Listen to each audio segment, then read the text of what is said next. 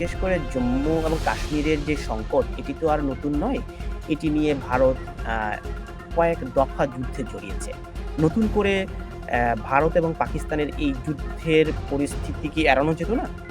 এই সব কিছু হওয়ার পরেও আমরা ওদেরকে অনেক লাই দিয়েছি। যতক্ষণ না you teach a naughty boy a lesson they will never learn, and that is what India has done. ৯ খানা জায়গায় স্ট্রাইক করেছে। যদি আপনার খেয়াল থাকে তাদের মধ্যে একটা জায়গা হচ্ছে ভাওয়ালপুর। ভাওয়ালপুরে যে ক্যাম্পটা ছিল এটা হচ্ছে জৈশ-এ মোহাম্মদের ক্যাম্প। মাসুদ আজহারের নাম আপনারা নিশ্চয়ই শুনে থাকবেন। He is a UN designated terrorist. Many of them were trained in Afghanistan.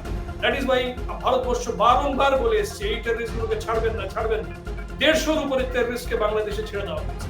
বলে আম ছেড়ে দিয়েছে, তাদেরকে অ্যারেস্ট করার কোনো চেষ্টাই করে ইসরায়েল করেছে, আমেরিকা করেছে। আমেরিকা কোথায় যায়নি আপনি আমাকে বলুন? আমরা কেন করবো? নিশ্চয়ই করে করবো। আমাদের আগেনস্টে যদি কেউ অবস্থান নেয় আমরাও তার আগেনস্টে অবস্থান নেব। শিক্ষা দিতে হবে।